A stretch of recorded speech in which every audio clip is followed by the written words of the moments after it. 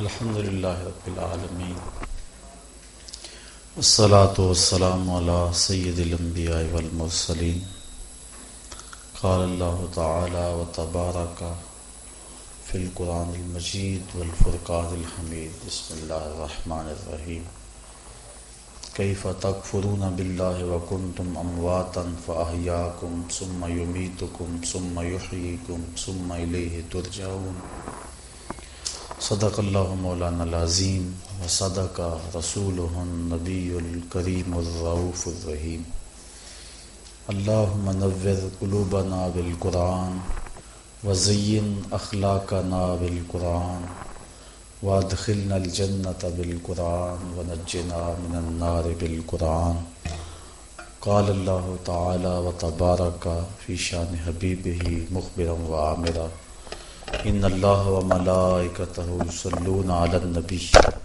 یا ایھا الذین آمنوا صلوا علیہ وسلموا تسلیما الصلاۃ والسلام علیک یا رسول اللہ وعلی آلک واصحابک یا محبوب رب العالمین الصلاۃ والسلام علیک یا رسول اللہ وعلی آلک واصحابک یا محبوب رب العالمین۔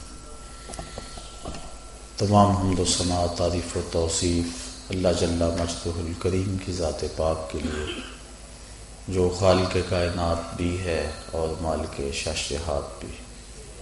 اللہ جل وعلا کی حمد و ثنا کے بعد حضور نبی اکرم شفیع امم رسول محتشم نبی مکرم اللہ کے پیارے امت کے سہارے رب کے محبوب دانائے غیوب مالک رقاب امم فخر عرب و عجم والی کون و مکان سیاہ لا مکان سید انس و جان سرور لالا رخاں نیر تاباں سر نشین مہوشاں ماہ خوباں شہنشاہ حسینہ تتمہ دوراں سر خیل زہرہ جمالاں جلوہ صبح ازل نور ذات لم یزل باعث تکوین عالم فخر آدم و بنی آدم نیر بطحا رازدار ما اوہا شاہد ما طغا صاحب علم نشرہ معصوم آمنہ احمد مجتبیٰ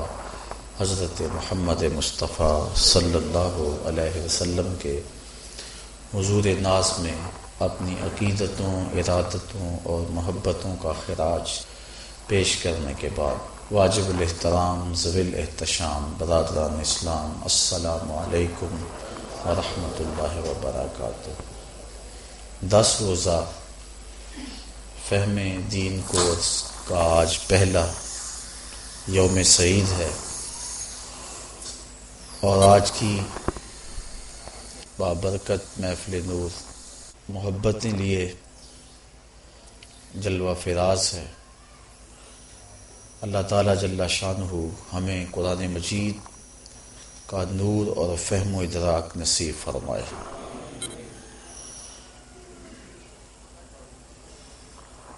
آج کی اس نشست میں وجود باری تعالیٰ کے اس بات پر کچھ باتیں آپ کے گوش گزار کرنا چاہوں گا جو ہمارے دین کی بنیاد اور اساس ہے۔ چونکہ ذات باری تعالیٰ پر جتنا تیقن پختہ سے پختہ تر ہوگا اس قدر ہی عمل کی طرف انسان کا رجحان پیدا ہوگا اور توحید کا فیضان اور نور تبھی انسان کو نصیب ہوگا۔ اللہ تعالیٰ کی ذات واجب الوجود ہے، میں اور آپ ممکن الوجود ہے۔ اللہ کا شریک ممتنع الوجود ہے، یعنی اللہ کا شریک ہونا یہ ممکن ہی نہیں۔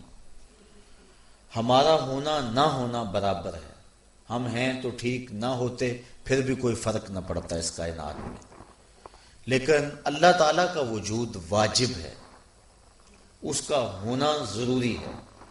وجود سے مراد جسم نہ لیا جائے، وجود سے مراد اس کا پایا جانا، اس کا ہونا، اس کی موجودگی۔ تو یہ آج کا مضمون ہے اللہ تعالیٰ جل شانہ کی ذات پر ہمارا تیقن ہے، باوجود کہ وہ عقل و خیال، فہم و خرد کے دائروں سے برا ہے۔ اکبر الہ آبادی نے کہا تھا، تو دل میں تو آتا ہے سمجھ میں نہیں آتا، میں جان گیا بس تیری پہچان یہی ہے۔ ایک ایسی ہستی جس کا عقل بھی تعاقب نہیں کر سکتی، خرد کی حدود سے وہ ورا ہے، فہم و ادراک سے وہ بالا ہے، قوت سامعہ، قوت باصرہ، قوت ذائقہ، قوت شامہ، قوت لامسہ، ان سب کی حدود سے وہ ورا ہے۔ لیکن اس کے باوجود بھی اتنا یقین کہ بعض صوفیہ کہتے ہیں ہمیں اپنے ہونے کا وہ یقین نہیں ہے جو اس کے ہونے کا یقین ہے۔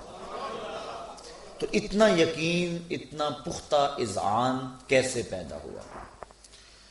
تو پہلی بات یہ ذہن نشین کریں کہ کسی چیز کے وجود کو تسلیم کرنے کے لیے صرف آنکھ سے دیکھنا ہی شرط نہیں ہے کہ کسی چیز کا وجود متحقق ہو کہ ہم اس کو آنکھ سے دیکھیں۔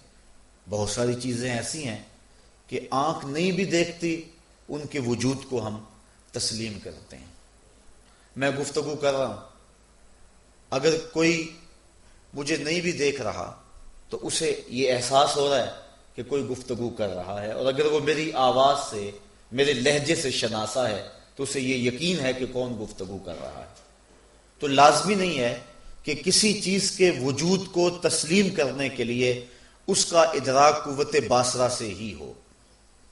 مجھے اچھی طرح یاد ہے کہ میں ابھی علوم دینیہ سے فارغ ہوا تھا کہ ایک دہریے سے میری گفتگو ہوئی، اور وہ ایک بڑی پختہ سی بات اپنے حساب سے لے کر کے آیا، اور اس کا خیال تھا کہ میں نے اس کو نیچا دکھا دینا اس سے۔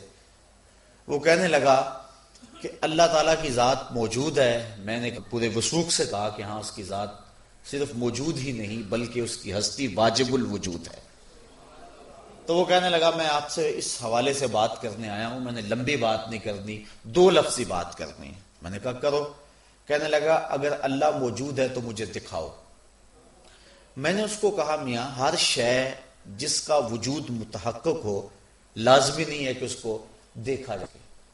کچھ چیزوں کا تعلق سننے سے ہے، کچھ چیزوں کا تعلق چکھنے سے ہے، کچھ چیزوں کا تعلق سونگھنے سے ہے، کچھ چیزیں ان کا تعلق عقل سے ہے۔ 2 دونی 4 اس کا تعلق عقل سے ہے، اس کو دیکھا نہیں جا سکتا۔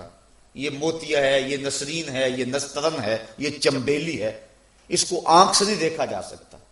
اگر موتیا آنکھ میں ڈال بھی دیا جائے تو پھر بھی نہ پتا چلے کہ یہ موتیا ہے یا گلاب ہے، اس کا تعلق قوت شامہ سے ہے۔ یہ گرم ہے، یہ سرد ہے، اس کا تعلق قوت لامسہ سے ہے۔ آنکھ نہیں دیکھ سکتی کہ گرم ہے یا سرد ہے۔ تو ہر شے کا تعلق دیکھنے سے نہیں ہوتا۔ وہ کہنے لگا نہیں بھائی، سیدھی بات ہے کہ یہ بڑا شور ہے کہ اللہ کی ذات موجود ہے، میں آپ سے یہ مطالبہ کرتا ہوں اگر اس کی ذات ہے تو مجھے دکھاؤ، مجھے دکھا دو گے تو میں مان جاؤں گا۔ ظاہر ہے کہ میری اس تفصیل کے باوجود بھی اس کی بات سمجھ میں نہ آئی کہ ہر چیز کا تعلق دیکھنے سے نہیں ہوتا ہے۔ اب ظاہر ہے کہ جس طرح کا بندہ ہو بات بھی پھر اس طرح کی ہوتی ہے۔ تو میں نے بھی اپنے تیور کو بدلا۔ میں نے کہا میاں، میں تیرے سے کیا بات کروں، تیرے میں تو عقل ہی نہیں ہے، کوئی عاقل ہو، سمجھدار ہو تو میں اس سے بحث بھی کروں۔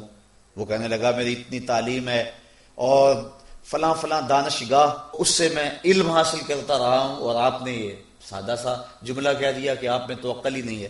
میں نے کہا اگر عقل ہے تو دکھاؤ۔ وہ میرے منہ کی طرف دیکھنے لگا۔ میں نے کہا تم عقل دکھا دو، میں خدا دکھا دیتا ہوں۔ تو عقل آنکھ سے نہیں دیکھی جا سکتی۔ عقل کیسے دیکھیں گے؟ کسی شخص کی گفتگو سے پتا چلے گا یہ عاقل ہے، کسی شخص کی عادات سے پتا چلے گا یہ سمجھداری والے کام کر رہا ہے۔ تو آنکھ سے عقل نہیں دیکھی جا سکتی، بلکہ عاقل کی عادات سے، عاقل کی گفتگو سے، عاقل کی تحریر سے، اس کی نشست و برخاست کے انداز سے جانا جاتا ہے کہ یہ عاقل ہے۔ اللہ تعالیٰ کی ذات آنکھ سے دیکھی نہیں جا سکتی ہے، فہم و ادراک سے بھی بالا ہے، لیکن کائنات کے اندر پھیلے ہوئے کتنے دلائل ہیں جو ہمیں اس بات کی داد دے رہے ہیں کہ اللہ کی ذات موجود ہے۔ عاقل تو اس بات کا انکار کر ہی نہیں سکتا۔ اللہ تعالیٰ نے مجید میں یہاں ارشاد فرمایا جو آیت میں نے آپ کے سامنے پڑھی. کیف تکفرون باللہ، بھلا تم اللہ کے منکر کیسے ہو سکتے ہو. وکنتم امواتا، جبکہ تم خود مردہ تھے. فاحیاکم، اس نے تمہیں زندگی بخشی. ثم یمیتکم، پھر تمہیں موت دے گا. ثم یحییکم، پھر تمہیں زندگی دے گا. ثم الیہ ترجعون، اور پھر تم نے پلٹ کے اس کے حضور ہی جانا ہے. تو تم کیسے انکار کر سکتے ہو؟ تمہارا تو وجود ہی نہیں تھا، تمہارا تو تشخص ہی نہیں تھا، تمہاری تو ذات بھی نہیں تھی. هل اتی علی الانسان حین من الدہر لم یکن شیئا مذکورا، اس کا تو ذکر تک نہیں تھا انسان کا. پھر اس کو عدم سے وجود کس نے بخشا؟ اس کو رنگ اور روشنی کس نے دی؟ اس کو عقل و خرد کا چراغ کس نے عطا کیا؟ اس کو فہم و ادراک کا نور کس نے دیا؟ اس کو 2 آنکھیں، 2 کان اور ناک کس نے دی؟ اور اس کو بازوؤں میں طاقت کس نے ڈال دی؟ ذرا غور تو کرے، یہ تو تھا ہی نہیں، اس کو وجود کس نے بخشا؟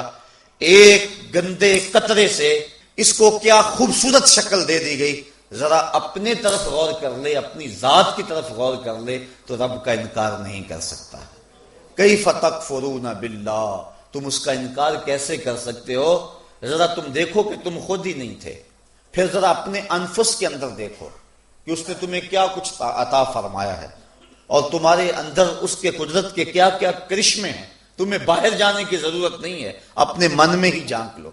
فرمایا وفی انفسکم افلا تبصرون، ذرا اپنے من میں جھانک کر کے دیکھو نا، تمہاری ذات کے اندر ہی تو اس کی ہستی کے دلائل موجود ہیں. تمہاری ذات کے اندر ہی تو اس کے وجود کو تسلیم کرنے کی کتنی دلیلیں موجود ہیں، جن کی طرف تم غور کرو اور تدبر کرو تو تم انکار نہیں کر سکتے ہو. اب بات لمبی ہو جائے گی. کسی بھی چیز کو ماننے کے لیے 2 طرح کے دلائل دیے جاتے ہیں. جو چیز آنکھوں کے سامنے ہو اس کو تو ماننے کے لیے کسی دلیل کی ضرورت نہیں ہے، لیکن جو چیز آنکھوں سے اوجھل ہو تو اس کو ماننے کے لیے 2 طرح کے دلائل دیے جاتے ہیں. ایک استدلال منطقی اور دوسرا قانون شہادت. استدلال عقل یا منطقی دلائل وہ کیا ہیں؟ وہ آفاق اور انفس کے اندر پھیلے ہوئے کتنے دلائل ہیں جو اللہ نے اپنی ذات پر حضرت انسان کو عطا کی اور کہا ذرا غور کر کہ میری ذات موجود ہے کہ نہیں ہے. کائنات کا ایک ایک گوشہ اس کی ذات کا پتہ بتاتا ہے، پتہ پتہ اس کی ذات کا پتہ دیتا ہے. اللہ تعالیٰ نے قرآن مجید میں کتنے مقامات پر اپنی ہستی کے دلائل دیے کہ ذرا غور کرو، اس کائنات کے اندر دیکھو اور تفکر اور تدبر کرو کہ یہ کائنات یوں ہی تو مارز وجود میں نہیں آ گئی، بلکہ اس کا کوئی صانع، اس کا کوئی بنانے والا موجود ہے. اور ایک بڑی سادی سی دلیل، اللہ الذی رفع السماوات بغیر عمد ترونها ثم استوى علی العرش وسخر الشمس والقمر. فرمایا کہ اللہ وہ ہے جس نے آسمانوں کو بلند کیا بغیر عمد، بغیر کسی ستون کے. ترونہا، تم دیکھ رہے ہو اس بات کو. دنیا کے سارے معمار اکٹھے ہو جائیں، 1 فٹ کی ٹائل بغیر کسی سپورٹ کے کھڑی نہیں کر سکتے. کہ کر سکتے ہیں، لیکن اتنا بڑا آسمان اور 1 ستون بھی نہیں ہے. اور کہا کہ ذرا بار بار دیکھو اس کی طرف. سورۃ الملک کا ابتدائیہ پڑھیے. فرمایا بار بار دیکھو اور پھر نظر دوبارہ اٹھا کے دیکھو. تمہیں خالق کی تخلیق میں کوئی کجی نظر آتی ہے؟ کوئی کمی نظر آتی ہے؟ کہیں کوئی پھٹن نظر آئی تمہیں؟ کہیں کوئی نقص نظر آیا؟ کہیں کوئی ناہمواری نظر آئی؟ کہا نظر کو پھر دوبارہ اٹھاؤ اور پھر دیکھو کہ تمہارے رب نے یہ کیسی صورت تراشی ہے. اور اتنا بڑا آسمان بغیر ستونوں کے کھڑا ہے، یہ رب کی تخلیق کا شاہکار نہیں ہے تو اور کیا ہے؟ تو یہ کائنات خود بخود تو نہیں بن گئی ہے، اس کا کوئی بنانے والا تو موجود ہے.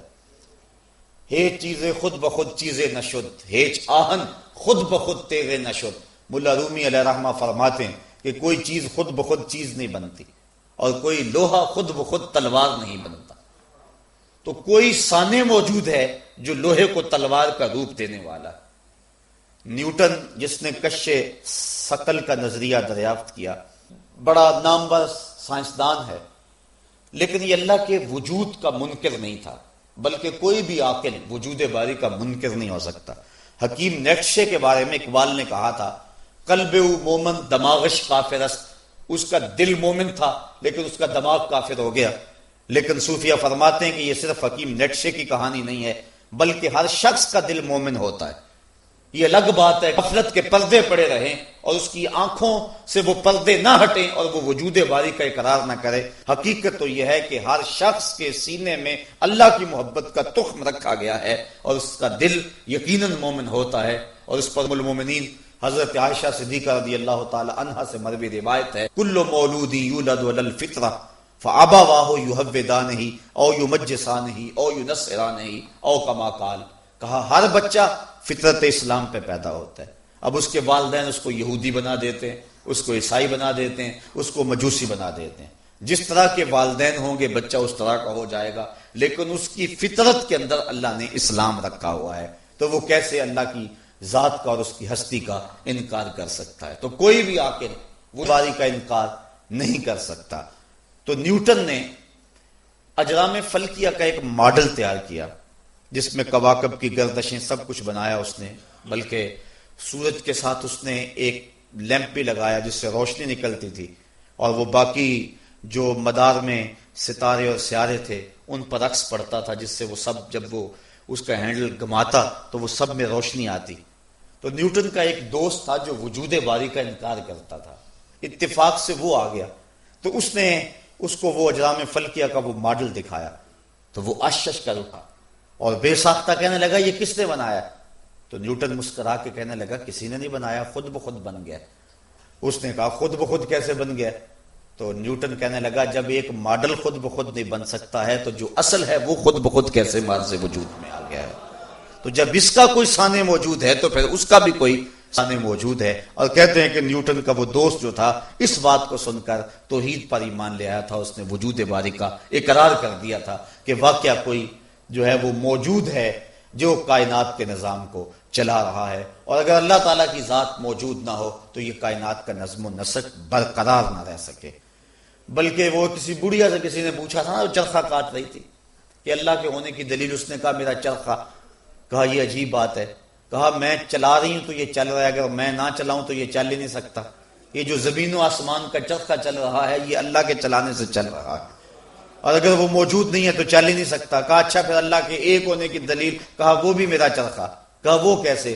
کہا میں ایک ہوں تو ایک سمت پہ چلا رہی ہوں، ایک ڈگر پہ چلا رہی ہوں، اگر دو عورتیں ہوتی، ایک کہتی کہ میں نے ادھر چلانا ہے، میں کہتی میں نے ادھر چلانا ہے، درمیان میں چرخہ ٹوٹ جاتا۔ اگر دو خدا ہوتے، ایک کہتا میں نے سورج مشرق سے طلوع کرنا ہے، دوسرا کہتا میں نے مغرب سے طلوع کرنا ہے، اگر ایک دوسرے کی مان لیتا تو ماتحت ہو جاتا، جو ماتحت ہوتا وہ خدا نہ ہوتا، اور اگر نہ مانتے تو جھگڑا بن جاتا، تو وہ مشرق سے نکالتا، وہ مغرب سے نکالتا، درمیان میں آ کے چرخہ ٹوٹ جاتا۔ تو میرا چرخہ اس بات کی دلیل ہے کہ اللہ دو نہیں ہے، اللہ ایک ہے۔ امام شافعی سے کسی نے پوچھا، آپ شہتوت کے درخت کے نیچے بیٹھ کر لکھ رہے تھے، کسی نے کہا کہ اللہ کی دلیل، آپ کی نظر اٹھی، سب سے پہلے شہتوت کا درخت ہی نظروں کے سامنے آیا، کہا یہی شہتوت کا درخت اس کی ذات پہ دلیل ہے۔ کہا یہ کیا بات ہوئی، جو چیز سامنے آئی اس کو دلیل ٹھہرا دیا۔ کہا دیکھو یہ درخت ہے شہتوت کا، اس کی جڑیں اور رنگ کی ہیں، شاخیں اور رنگ کی ہیں، اور اس کے پتے اور رنگت کے ہیں، اس کے اوپر کچا ہو تو رنگ اور ہے، پک جائے تو رنگ اور ہے، اور اسی شہتوت کے پتے بکری کھائے تو دودھ دیتی ہے، اور اگر اسی کے پتے ریشم کا کیڑا چاٹے تو ریشم بنتا ہے، شہد کی مکھی چوسے تو شہد بنتا ہے۔ میٹیریل ایک ہے، نتائج کئی ہیں، یہ اللہ کے ہونے کی دلیل نہیں ہے تو اور کیا ہے؟ تو کائنات کے اندر کتنے دلائل آفاق و انفس کے اندر پھیلے جو اس کی ذات کا پتہ دیتے ہیں۔ اللہ تعالیٰ ارشاد فرماتا افلا ينظرون الى الابل كيف خلقت والى السماء كيف رفعت والى الجبال كيف نصبت والى الارض كيف سطحت، فرمایا یہ دیکھتے کیوں نہیں اونٹ کو کہ ہم نے اس کو کیسے تخلیق کیا، اتنا بڑا جانور چھوٹا سا بچہ بھی لے کے جا رہا ہے، اور پھر یہ اونٹ مہینوں تک پانی نہ بھی پیے پھر بھی گزر اوقات کرتا ہے، اور ریسرچ کی گئی ہے کوئی اس کے اندر اضافی پانی سٹور کرنے والی چیز بھی نہیں ہے۔ ہاں اس نتیجے پہ لوگ پہنچے ہیں کہ 2 اضافی غدودیں ہیں اس کے اندر جو جو سلنڈر کا کام دیتی ہیں، اور ہوا سے آکسیجن اور ہائیڈروجن کو جو ہے وہ سٹور کر دیتی ہے، اور پانی کا کلیہ H2O، جو ہائیڈروجن 2 درجے اور آکسیجن 1 درجہ، جب ان دونوں کو آپس میں جوڑتے ہیں تو پانی بن جاتا ہے۔ تو یہ اس مقدار سے اندر ہی اندر کیمیائی عمل کرتا ہے اور جس سے پانی بن جاتا ہے، اور یہ کئی مہینے بغیر پانی کے چلتا ہے، اور پھر کتنا بوجھ اٹھاتا ہے۔ پھر جانور مختلف طرح کے ہیں، کچھ سواری کے کام آتے ہیں، کچھ دودھ دیتے ہیں، اور کچھ اور جو ہے ان سے کچھ جمال اور حسن جن سے ٹپکتا ہے اور ہم ان کو دیکھتے ہیں، لیکن اونٹ میں یہ ساری خصوصیتیں جو ہے وہ ہیں، وہ دودھ بھی دیتا ہے، وہ سامان بھی اٹھاتا ہے، اور وہ سواری کے کام بھی آتا ہے، اور باقی سواریوں پر خود بیٹھنا پڑتا ہے اور جو ہے چھلانگ لگا کے، لیکن یہ اپنے سوار کے لیے خود نیچے بیٹھ جاتا ہے۔ تو ایک اونٹ کے اندر کتنا کچھ رکھا ہوا ہے۔ اللہ تعالیٰ فرماتا ہے افلا ينظرون الى الابل کیف خلقت، ذرا اس اونٹ کو دیکھ لیں، یہ اس کی قدرت کا شاہکار نہیں ہے؟ وَإِلَى السَّمَاءِ كَيْفَ رُفِعَتْ، اور آسمان کو دیکھیں کہ اس کو کیسا بلند کر دیا گیا، کہ ایک جو ہے وہ ستون بھی نہیں ہے لیکن اس کے باوجود کھڑا، صدیوں سے کھڑا ہے۔ اللہ اکبر۔ وَإِلَى الْأَرْضِ كَيْفَ سُطِحَتْ، زمین کو دیکھو کہ یہ کس طرح پھیلا دی گئی ہے، پہاڑوں کو دیکھو کہ یہ کس طرح میخوں کی صورت میں زمین کی چھاتی میں گاڑ دیے گئے ہیں۔ اگر ان چیزوں کی طرف انسان غور کرے، کہیں فرمایا کہ دیکھو اس نے سائے کو کیسے پھیلا دیا، کیف مد الظل، یہ کیسے سائے ہیں، بالکل سایہ تھا اب روشنی پھیل رہی ہے، اور پھر سایہ نہ جانے کہاں غائب ہو جائے گا، سمٹ جائے گا، لیکن پھر آہستہ آہستہ سورج جب غروب کی طرف مائل ہوگا تو سائے پھیلتے چلے جائیں گے۔ کہا ذرا ان پہ غور کرو، یہ اللہ کے ہونے کی دلیل نہیں ہے اور کیا ہے۔ اور سورہ یاسین کے اندر اللہ تعالیٰ نے فرمایا وہ اللہ جس نے تمہارے لیے سبز درخت سے آگ نکالی۔ مرغ اور افار یہ 2 درخت ہیں جو جنگلوں میں پائے جاتے ہیں، بالخصوص عرب میں۔ جب ان کی شاخ توڑیں تو پانی کے قطرے ٹپکتے ہیں، اتنے تر ہوتے ہیں، لیکن جب دونوں شاخوں کو آپس میں ٹکراتے ہیں تو آگ نکلتی ہے۔ تو پانی سے آگ کیسے نکلتی ہے؟ کوئی ہے نہ جو پانی سے بھی آگ نکال رہا ہے، اس لیے اس کی ذات پہ دلیل ہے۔ ایک اور دلیل ارشاد فرمائی، اللہ اکبر، وما يستوي البحران هذا عذب فرات سائغ شرابه وهذا ملح اجاج، کہ اس نے 2 دریا جاری کیے، یہ سخت کڑوا ہے، یہ سخت میٹھا ہے، اور کڑوا میٹھا نہیں ہوتا، میٹھا کڑوا نہیں ہوتا، درمیان کے اندر کوئی آڑ بھی نہیں ہے۔ سمندر کے اندر پانی کی روئیں چلتی ہیں، چاند جو ہے وہ جوبن پہ ہوتا ہے، تو جو سمندر کے اندر جو مد و جزر ہے جس کو ہم جوار بھاٹا کہتے ہیں وہ بھی پورے عروج پہ ہوتا ہے۔ یہ چاند کشش ڈالتا ہے۔ میں رات ہی تجزیہ پڑھ رہا تھا چاند اور مد و جزر کے حوالے سے کہ وہ مخصوص ایک فاصلہ اللہ تعالیٰ نے رکھا ہوا ہے، اور اگر اس سے نیچے چاند آ جائے تو اس قدر زوردار مد و جزر پیدا ہو کہ زمین پر کوئی پہاڑ بھی باقی نہ رہے، ایسا پانی ٹکرا جائے، اور قیامت کے دن جب یہ نظام ٹوٹے گا تو ایسے ہی ہوگا۔ تو وہ جوار بھاٹا مد و جزر جو اس کی کشش سے جو ہے وہ پانی کے اندر ہوتا ہے اور پانی کی لہریں بلند ہوتی ہیں۔ اچھا مجھے کہنے دیجئے رک کے، اگر یہ چاند سمندر میں جوار بھاٹا پیدا کر سکتا ہے تو آمنہ کا چاند دلوں میں جوار بھاٹا پیدا نہیں کر سکتا ہے؟ تو وہ سمندر کے اندر پھر اس سے پانی کی روئیں بنتی ہیں اور سمندر کے اندر پانی چلتا ہے، تو ان کے اندر 2 روؤں کا اللہ تعالیٰ نے خصوصیت کے ساتھ تذکرہ کیا جو اب تحقیق اور ریسرچ کے بعد وہ دریافت بھی ہو چکی ہیں، آب شور اور آب شیری کے نام سے۔ اور سمندر میں 2 پانی کی روئیں چلتی ہیں اور میلوں تک اکٹھی چلتی ہیں، اور دونوں کے درمیان کوئی دیوار پہاڑ بھی نہیں ہے، جاتی بھی اکٹھی ہیں، پانی کے اندر پانی چل رہا ہے، اور اللہ تعالیٰ فرما رہا ہے اللہ اکبر، ھذا عذب فرات سائغ شرابہ، یہ سخت میٹھا ہے اور اس کے پینے سے تسکین ہوتی ہے اور یہ حلق سے آرام سے اتر جاتا ہے، وَھذا ملح اجاج، اور یہ دوسری جو 7 رو بہ رہی ہے یہ سخت کڑوی ہے، اور کڑوی اس کی کڑواہٹ میں کمی نہیں آئی ہے، یہ میٹھی ساتھ چل رہی ہے، اور اس کڑواہٹ سے میٹھی کی مٹھاس میں کمی نہیں آتی ہے۔ جبکہ دنیا کا کوئی شخص مجھے ایسا دکھاؤ کہ ایک ہی برتن میں 2 طرح کے پانی ڈال لو اور پھر ان کو الگ الگ کر کے تو دکھاؤ، لیکن سمندر میں سخت کڑوی رو بھی چل رہی ہے اور سخت میٹھی رو بھی چل رہی ہے، درمیان کے اندر پردہ نہیں ہے، کڑوی کڑوی رہتی ہے، میٹھی میٹھی رہتی ہے، کڑوی کو اللہ میٹھا نہیں ہونے دیتا اور میٹھی کو اللہ کڑوا نہیں ہونے دیتا. کہا یہ کون ہے اس کے سوا جو ان کو روکے ہوئے ہے؟ تو کہا وہ وہی رب ہے جس نے سمندر کے اندر 2 رہوں کو جاری کیا ہوا ہے.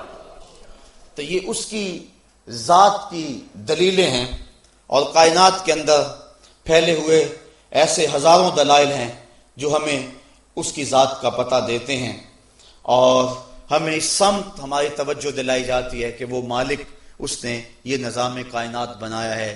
یہ شمسی اور یہ قمری نظام، ان کا آپس میں بھی نہیں ہوتا.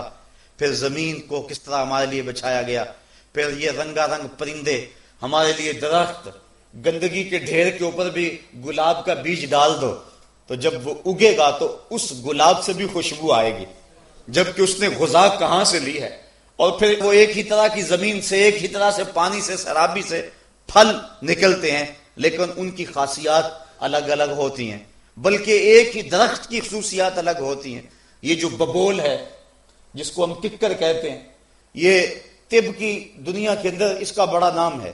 اس کی جڑوں کی تاثیر اور ہے، اس کی چھال کی تاثیر اور ہے، اور اس کے پتوں کی تاثیر اور ہے، اور اس کے اوپر پھلیاں لگتی ہیں ان کی تاثیر اور ہے، اور زرد رنگ کے پھول لگتے ہیں ان کی تاثیر اور ہے، اور وہ پھلیاں جو ہے وہ خشک کی جائیں سائے کے اندر تو ان کی تاثیر اور ہے، اور دھوپ میں خشک کر لی جائیں تو ان کی تاثیر اور ہے.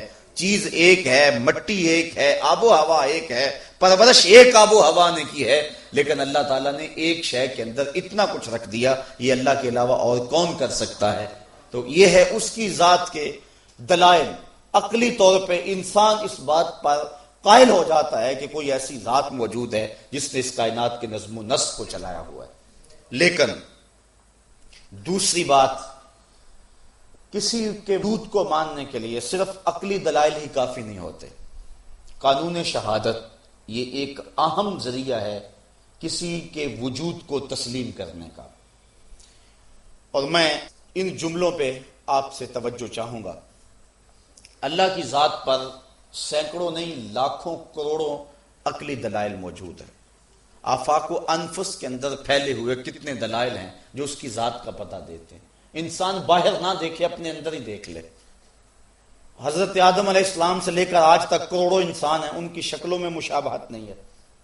یہ نشان انگوٹھا ہے، فنگر پرنٹ جسے کہتے ہیں، ان کے اندر مشابہت نہیں ہے. آدم علیہ السلام سے لے کر آج تک دیکھ لیں آپ، 2 آدمیوں کے آپس کے اندر جو ہے وہ نشان انگوٹھا نہیں ملیں گے. بلکہ یہ درختوں کے جو پتوں کے اندر ریشے ہوتے ہیں، کمپیوٹر پہ تجزیہ کر لیں ان پہ، ایک درخت پہ 1,00,000 پتے بھی ہیں تو ہر ایک کا فرق ہوگا دوسرے سے. یہ اللہ کی تخلیق کا شاہکار ہے. اور اسی طرح انسان کا اندر کے نظام ہے بہت سارے. اس کا دماغی سسٹم ہے. کہتے ہیں اگر اس کا کمپیوٹر تیار کیا جائے تو نیو یارک شہر سے بڑا کمپیوٹر ایک انسان کے دماغ سے بنے.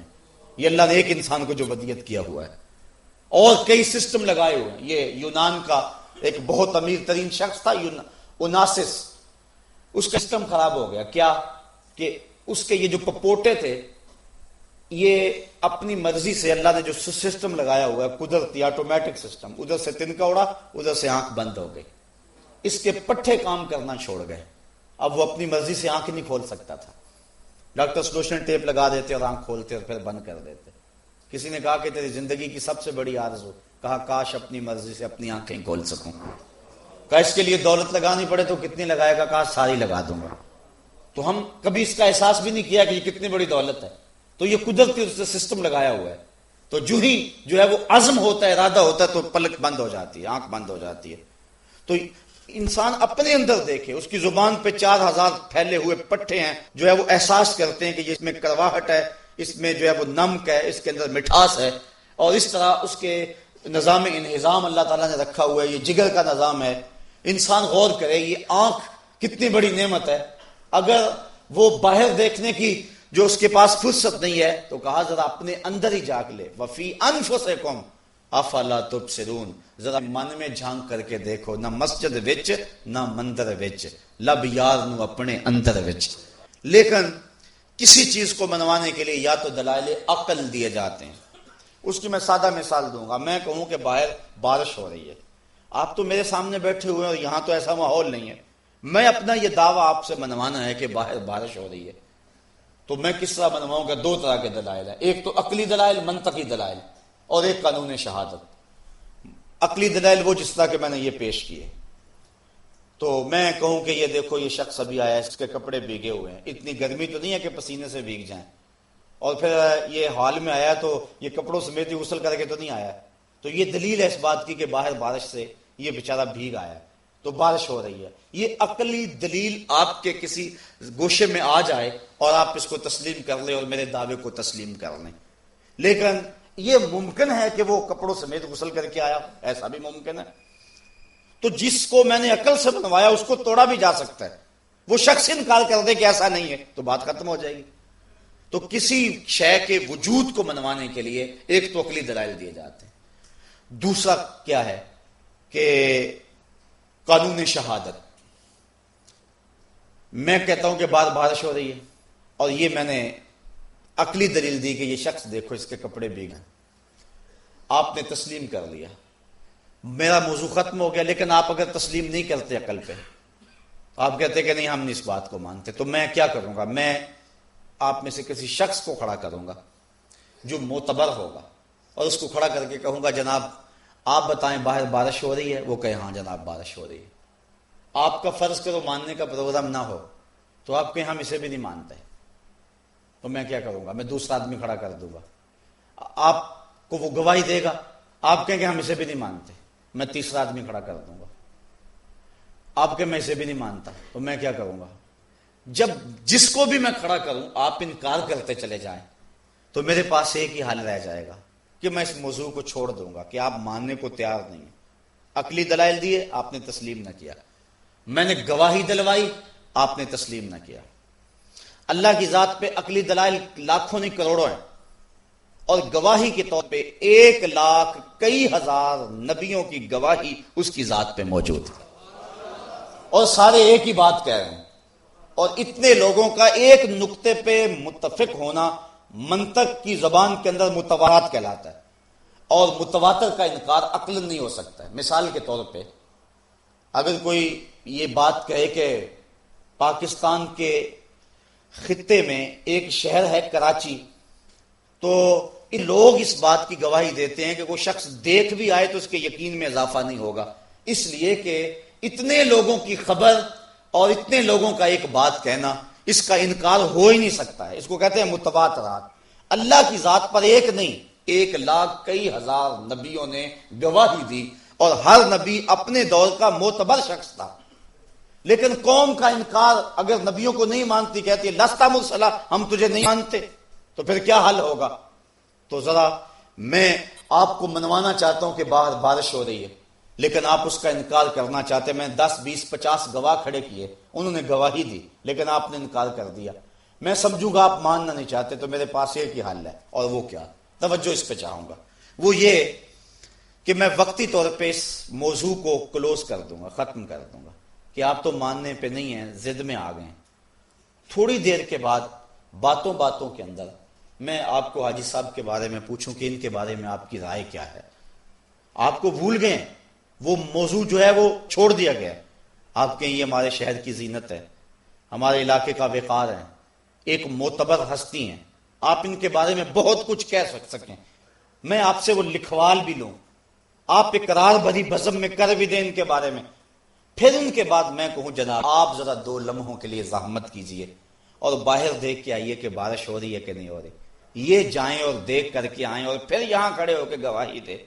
اب آپ انکار کرنا چاہیں بھی تو میں تو نہیں مکرنے دوں گا آپ کو، چونکہ میں نے ایسے شخص سے گواہی دلوائی ہے کہ جس کا اقرار میں نے آپ سے پہلے لے لیا ہے، میں نے جس کو بھی کھڑا کیا آپ نے انکار کر دیا، میں نے جس سے بھی گواہی دلوائی آپ نے کہا نہیں مانتے ہم، تو میں نے اس بات کو مختصر کیا، چھوڑا، اور میں نے پھر ان کے بارے میں پہلے پوچھ لیا، اور جب انہوں نے گواہی دی تو پھر آپ انکار کرنا چاہیں گے تو اصولاً انکار کر نہیں سکتے، انکار کریں گے تو آپ جھوٹے کہلائیں گے، میں سچا کہلاؤں گا۔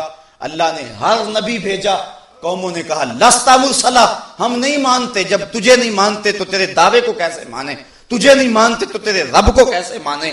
کہا محبوب 40 سال تو اعلان نبوت نہیں کرنا، 40 سال تک تو نہیں بولنا، 40 سال تک ذرا یہ بولنے، میں ان کی رائے تیرے بارے میں لے لوں ان سے۔ اب انہوں نے صادق بھی کہا اور امین بھی کہا، کہا کہ نہ کہا؟ لوگ کہتے ہیں 40 سال حضور کو پتہ ہی نہیں چلا کہ میں نبی ہوں یا نہیں. میاں یہ تو حوصلہ ہے نبی کا کہ 40 سال بولتے نہیں. آج کوئی منسٹر بن جائے، کوئی ناظم بن جائے، فائرنگ کر کے جب تک پورے محلے کو بتا نہیں لیتا اتنی دیر تک اسے چین ہی نہیں آتا. لیکن میں قربان نہ جاؤں محمد عربی پہ کہ سر پہ ختم نبوت کا تاج سجا ہوا ہے، 40 سال تک بولتے ہی نہیں، 40 سال تک نہیں بولے ہیں. جبکہ فما کنت نبیا وآدم بین الروح والجسد، نبی تو میں اس وقت بھی تھا جب آدم علیہ السلام کا خمیر تیار ہو رہا تھا، لیکن 40 سال نہیں بولے ہیں. کیوں؟ اس لیے کہ اللہ کی ذات کو منوانا مقصود تھا. حضور بھی اگر ماں کی آغوش میں کہہ دیتے کہ ہاں میں اللہ کا نبی ہوں تو قوم کہتے لستا مسلم، تجھے بھی نہیں مانتے، بات ختم ہو جاتی. یہ تو نبوت کی آخری کڑی تھی، آخری گواہی تھی. اس کے بعد اس مقدمے کا فیصلہ ہونا تھا، اس کے بعد کوئی گنجائش باقی نہیں رہنی تھی. اس لیے کہا محبوب 40 سال تک تو نہیں بولنا، 40 سال تک ذرا یہ بول لیں، تجھے صادق بھی کہہ لیں، امین بھی کہہ لیں. اچھا محبوب اپنی امانتیں بھی تیرے گھر میں رکھ لیں. 40 سال تک انہوں نے امین بھی کہا، صادق بھی کہا، امانتیں بھی حضور کے گھر میں رکھی. کہا محبوب اب اٹھ تو میری گواہی دے. تو محبوب فاران کی چوٹی پہ چڑھ گئے اور سناد قریش کو کھڑا کیا. حضور اونچی جگہ پہ کھڑے تھے. کہا لوگوں اگر میں کہوں پہاڑ کی اس جانب سے ایک لشکر آ رہا جو تمہیں کچل دے گا تو کیا اس میری بات کو تسلیم کرو گے؟ کیونکہ حضور ایسی جگہ پہ کھڑے تھے جہاں وہ قریش بھی نظر آتے تھے اور دوسری سمت بھی نظر آتی. صوفیہ فرماتے ہیں اس سے مراد حضور کا اشارہ اپنے مقام نبوت پہ تھا کہ میں نبوت کی اس اونچی مسند پہ کھڑا ہوں جہاں دنیا کو بھی دیکھتا ہوں، آخرت دیکھتا ہوں. تمہاری نظر صرف ایک سمت ہے اور میں ادھر بھی دیکھتا ہوں. تو کہا میں اس پہاڑ کے اوپر کھڑا ہوں، میں ادھر بھی دیکھ رہا ہوں. اگر کہوں ادھر سے ایک لشکر آ رہا ہے جو تمہیں کچل دے گا، مانو گے؟ کہنے لگے نظر نہ بھی آیا تو ہم کہیں گے ہم اندھے ہیں، تم سچے ہو. کہا میری صداقت پہ اتنا یقین ہے؟ کہا ہاں. کہا پھر مان جاؤ اللہ ایک ہے اور میں اس کا رسول ہوں. اب انہوں نے کہا تبًا لک ھنالک سائر الیوم الہذا جمعتنا. یہ ابو لہب نے کہا کہ صبح سے لے کر اس لیے جمع کیا تھا. تبًا لک معاذ اللہ، یہ اس نے گالی دی تبًا لک. اور جب گواہ پہ بحث مکمل ہو جائے تو اس کے بعد پھر فیصلہ ہو جاتا ہے. گواہ کے اوپر بحث کا موقع دیا جاتا ہے اور اس وقت اگر جو اعتراض کرنا ہو گواہ پہ کر لو. جب گواہ پہ بحث مکمل کر لی جائے اور وہ دے گواہی اور اب کوئی کہے ہم اس گواہ کو نہیں مانتے تو عدالت توہین لگاتی ہے. عدالت کے خبردار اب بولے تو جب گواہ پہ بحث کا موقع دیا تو اس وقت کہاں گئے تھے؟ اب اگر کوئی بات کرے تو عدالت جھڑکتی ہے اور توہین عدالت لگتی ہے. تو 40 سال تک توحید کے اس گواہ پر بحث کا موقع دیا گیا تھا. اس وقت انہوں نے صادق کہا اور امین کہا. اور جب بات گواہی پہ آئی اور ابو لہب بولا تبًا لک ھنالک سائر الیوم الہذا جمعتنا، تو اللہ نے توہین عدالت لگائی. خبردار، آواز بند کر، منہ بند کر. تبت یدا ابی لہب وتب، تیرے دونوں ٹوٹ جائیں تو پہلے کہاں گیا ہوا تھا؟ 40 سال تو صادق اور امین کہتا تھا اور آج کہتا ہے کہ نہیں مانتا. تو توہین عدالت لگی. تو اللہ کی ذات پر پھر سب سے بڑی گواہی اس دنیا کے اوپر قائم ہوئی تو وہ مصطفیٰ جان رحمت کی ذات تھی. آفاق کے گوشے گوشے میں اس کی ہستی کے پھیلے ہوئے ہیں. عقل سلیم اس کا انکار نہیں کر سکتی. سارے نبیوں نے اس کی صداقت کی گواہی دی. لیکن وہ گواہی جس گواہی کے بعد کسی اور گواہی کی گنجائش بھی نہیں اور پچھلی ساری گواہیوں کی تصدیق ہو گئی، وہ گواہی ہے محمد عربی صلی اللہ علیہ وآلہ وسلم کی. بلکہ باقی جتنی بھی گواہیاں تھیں نا اللہ کی ذات پہ، وہ تھی خاموش گواہیاں، صامت. اور حضور کی گواہی، حضور اللہ کی ذات پہ دلیل تھے، ناطق، بولنے والی دلیل. پتھر اللہ کی ذات پہ دلیل تھے نا، لیکن لوگوں نے پتھروں کو معبود بنا لیا، بول نہیں سکے. درخت اللہ کی ذات پہ دلیل تھے نا، درختوں کو لوگوں نے پوجنا شروع کر دیا، بول نہیں سکے. اور ہم تو اس کی گواہی دینے آئے، تم ہمیں پوچھ رہے ہو. چاند، سورج، ستارے، یہ اس کی ذات پہ دلیل تھے نا، لیکن لوگوں نے چاند کی پرستش کی، اجرام فلکیہ کی پرستش کی، سورج کی پرستش کی. لیکن انہوں نے نہیں کہا کہ ہم تو میاں اس کی گواہی دینے آئے ہیں اور تم جو ہے وہ ہمیں پوچھ رہے ہو. لیکن جب دلیل ناطق آ گئی تو جو گونگے تھے ان کے منہ میں بھی زبان آ گئی. درخت کو لوگ پوچھتے تھے، درخت نے کبھی نہیں کہا تھا کہ مجھے کیوں پوچھتے ہو. ادھر حضور کی انگلی اٹھی اور قدموں میں آ کے سلامی دے رہا ہے اور گواہی دے رہا ہے، رب کی بھی دے رہا ہے، اس کے رسول کی بھی دے رہا ہے.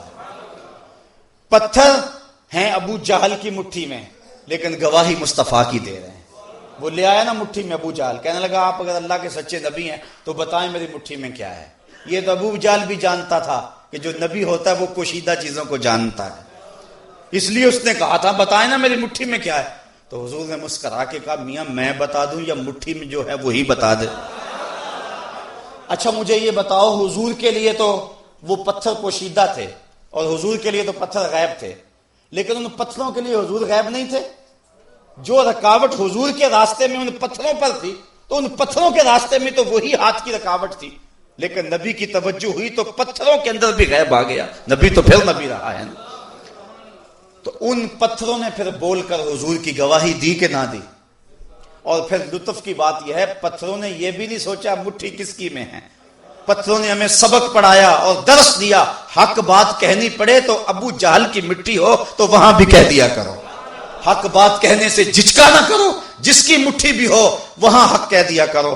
اب پتھروں نے گواہی دی، یہ اجرام فلکیہ، چاند سورج ستارے، یہ اللہ کی ذات پہ گواہی بن کے آئے تھے، لوگوں نے ان کی پوجا شروع کر دی۔ چاند نے دو ٹکڑے ہو کر گواہی دی، اور میاں میں معبود نہیں ہوں، میں تو اس نبی کے در کا بھکاری ہوں۔ سورج نے پلٹ کر کے گواہی دی کہ میں اس نبی کے در کا گدا ہوں۔ تو وہ جو خاموش دلیلیں تھی ان کے اندر بھی جان آ گئی۔ 1,00,000 کئی ہزار نبیوں کی جو گواہیاں تھیں ان گواہیوں پر بھی مہر تصدیق ثبت ہوگی۔ کیوں؟ اس لیے کہ حضور کی گواہی عینی تھی، باقی نبیوں کی گواہی جو تھی وہ سمعی تھی۔ سمعی گواہی کے بعد عینی گواہی کی گنجائش رہتی ہے، اور عینی گواہی کے بعد پھر کسی اور گواہی کی گنجائش بھی نہیں رہتی۔ اس کی مثال دینا چاہوں گا، یہ ماہ صیام ہے، قاضی صاحب مسجد میں بیٹھے ہوئے تھے، ایک شخص بھاگا بھاگا آیا، جناب چاند چڑھ گیا۔ کہا میاں تم نے دیکھا ہے؟ کہا دیکھا نہیں سنا ہے۔ قاضی صاحب نے اقرار کرتے ہیں نہ انکار کرتے ہیں، کہا بیٹھ جاؤ۔ پھر ایک شخص آیا، چاند چڑھ گیا، میاں دیکھ کر آئے ہو؟ کہا دیکھا نہیں سنا ہے۔ کہا تم بھی بیٹھ جاؤ۔ پھر آیا ایک شخص آیا، جناب چاند چڑھ گیا، میاں تم نے دیکھا ہے؟ کہا جی سنا ہے۔ کہا تم بھی بیٹھ جاؤ۔ بیٹھتے گئے۔ پھر ایک شخص آیا، جناب چاند چڑھ گیا، تم نے دیکھا ہے؟ جناب دیکھ کر کے آیا ہوں، میں نے اپنی آنکھوں سے دیکھا ہے، میں نے واضح دیکھا ہے۔ کہا اچھا میاں تم جو آئے تھے تم بھی سچے، پردے اعتکاف کے اتار دو، لوگوں گھروں کو جاؤ، صبح 8 بجے عید ہوگی۔ جو ہے وہ جب گواہی ہو گئی تو سب پچھلوں کی گواہی بھی سچی ہو گئی۔ اب ایک شخص بھاگا بھاگا آیا، حضور چاند چڑھ گیا، میاں تم نے دیکھا ہے؟ کہا نہیں سنا ہے۔ کہا سنا تھا تو پہلے آتا، اب دیکھنے والا آ گیا، اب کسی سننے والے کی ضرورت باقی نہیں رہی۔ جب مصطفیٰ جان رحمت آگے، ختم نبوت کی مہر لگ گئی، اب کوئی قادیان سے اٹھ کر کے کہے کہ میں نے بھی سنا ہے، کہا میاں اگر سنا تھا تو پہلے آتا، اب دیکھنے والا آ گیا، اب کسی سننے والے کی کوئی گنجائش ہی باقی نہیں رہی۔ باقی سب کی گواہیاں جو تھی وہ سمعی تھی، اور حضور کی گواہی عینی۔ سب نبیوں نے قوم کو کہا لوگوں اس کو مانو، قوم نے کہا دیکھا ہے، کہا نہیں سنا ہے۔ قوم کہا لن نؤمن لک حتی نری اللہ جہرا، ہم تو دیکھیں گے تو مانیں گے، ہم دیکھیں گے تو مانیں گے۔ یہ سارے نبیوں کی قوموں نے تقریباً یہ کہا ان کو کہ ہم دیکھیں گے تو مانیں گے، لیکن یہ بات حضور کی قوم نے نہیں کہی کہ دیکھیں گے تو مانیں گے۔ کیوں؟ اس لیے کہا جب تجھے جو دیکھ لیا، جب تجھے دیکھ لیا پھر اسے دیکھ لیا، سر سے لے کر پاؤں تک تنویر ہی تنویر ہے، جیسے منہ سے بولتا قرآن وہ تفسیر ہے، سوچتی ہے دنیا مصطفیٰ کو دیکھ کر وہ مصور کیسا ہوگا جس کی یہ تصویر ہے۔ من رعانی فقد رعا الحق، جس نے اللہ کو دیکھنا ہے وہ میرے جمال کو دیکھ لے، میں اس کے جمال کا عکس اور آئینہ ہوں، جس نے مجھے دیکھ لیا اس نے گویا اسے دیکھ لیا۔ تو اللہ کی ذات کی سب سے بڑی دلیل، جس دلیل کے بعد کسی اور دلیل کی ضرورت نہیں رہتی، اور یہ جو مقدمہ تھا اس کا فیصلہ ہو جاتا ہے، وہ دلیل ذات رسالت ماب ہے۔ اور اللہ تعالیٰ قرآن میں فرمایا یا ایھا الناس قد جاءکم برہان من ربکم، اے لوگوں تمہارے پاس اللہ کی یہ سب سے بڑی دلیل آ گئی ہے، اب کوئی اور دلیل نہیں مانگو گے مصطفیٰ کے بعد، اب اس کی الوہیت کے اور اس کے وجود کے اس بات پر کسی اور دلیل کی تمہیں ضرورت نہیں۔ جب محمد عربی آگے ہیں تو اس مقدمے کا فیصلہ ہو چکا ہے۔ اور یہ بات ذہن میں رکھیں کہ ہم خدا تک پہنچے تو اسی بڑی دلیل کے ذریعے۔ عقلی دلائل بھی اپنی جگہ پہ ٹھیک ہیں، لیکن عقل کے بل بوتے پہ اس کی چوکھٹ تک کوئی نہیں پہنچ سکتا۔ عقل کے بل بوتے پر ایک اذعان تو ملے گا، ایک یقین تو ملے گا، لیکن اس کے در تک رسائی نہیں ہوگی. اور وہ رسائی کہاں سے ملے گی؟ وہ مصطفیٰ کی چوکھٹ سے نصیب ہوگی. بخدا خدا کا یہی ہے در، نہیں اور کوئی مفر مکر. جو وہاں ہو یہیں آ کے ہو، جو یہاں نہیں وہ وہاں نہیں. وہی لا مکان کے مکی ہوئے، سر عرش تخت نشیں ہوئے. یہ نبی ہیں جس کے ہیں وہ مکان، وہ خدا ہے جس کا مکان. ایک بات اپنے سارے عنوان کا خلاصہ سمجھ لے اس کو، اس کے علاوہ کوئی اور ذریعہ ہی نہیں ہے، اس کے علاوہ کوئی اور حل ہی نہیں ہے. یہی ایک ذریعہ ہے جس کے ذریعے ہم خدا تک پہنچتے ہیں. اور اس کی معید ایک روایت جس کو امام حیثمی نے مجمع الزوائد میں لکھا. حضور نے ایک شخص سے گھوڑا خریدا اور آقا کریم علیہ السلام قیمت لینے گئے تو وہ آتے آتے مکر گیا. حضور نے کہا میں نے خریدا ہے، وہ بیچا ہی نہیں ہے. لوگوں کا ہجوم بن گیا. اب اس نے سوچا کہ اگر فیصلہ لوگوں پہ پڑا تو صادق بھی یہ ہے، امین بھی یہ ہے، کام تو بڑا خراب ہو جائے گا. اس نے کہا اچھا جی آپ ہی بتائیں، جب دو آدمیوں کے مابین جھگڑا ہو جائے تو آپ کی شریعت میں تسویہ کی صورت کیا ہوتی ہے؟ تو حضور فرمایا کہ میری شریعت تو یہ کہتی ہے جو شخص دعویٰ کرتا ہے وہ دلیل، والیمین علی من انکر، جو انکار کرتا ہے وہ قسم دے دے. اس نے کہا پھر فیصلہ طے ہو گیا، اگر آپ نے مجھ سے گھوڑا خریدا ہے تو آپ دلیل لائیں، گواہ لائیں، اور اگر آپ کے پاس گواہ نہیں ہے تو مجھ سے قسم لے لیں. مکر تو وہ پہلے گیا تھا، قسم دینا بھی اس کے لیے مشکل نہیں تھا. تو حضرت خزیمہ بن ثابت انصاری جو اس مجمع میں موجود تھے اور یہ منظر دیکھ رہے تھے، آگے بڑھ کے کہا میں گواہی دیتا ہوں، اللہ کے رسول نے تجھ سے گھوڑا خریدا ہے، جتنے میں کہہ رہے ہیں اتنے میں سودا ہوا ہے. اب اس نے مفت دیا ہوا ہوتا تو پھر تو شاید وہ کوئی اس پہ بات کرتا. اس نے پہلے ہی مرضی کا ریٹ لیا ہوا ہے. اس نے کہا چلو راہ فرار ملی. کہا ٹھیک ہے جی مجھے گواہی درکار تھی، مجھے مل گئی. حضور نے گھوڑا تھاما، کا شانہ نبوت کی طرف چلے. لوگ ہٹنے لگے، مجمع چھٹنے لگا. حضور نے حضرت خزیمہ کو اشارہ کیا، قریب بلایا، کہا خزیمہ تو نے گواہی دے دی، بات بھی سچی، گھوڑا بھی مل گیا، لیکن تو موقع پہ موجود ہی نہیں تھا، تو نے کیسے گواہی دے دی؟ اب سنی حضرت خزیمہ کا جواب. میرا خیال آپ کے سینے میں ٹھنڈ پڑ جائے گا وہ جواب سن کر. حضور نے کہا تو نے گواہی کیسے دے دی، تو موقع پہ موجود ہی نہیں تھا. تو حضرت خزیمہ نے عرض کی حضور ہم نے خدا کو دیکھا تھا، آپ نے کہا تو گواہی دے دی. جب ہم آپ کے کہنے پہ خدا کو مان لیا تو گھوڑا کیا ہوتا ہے؟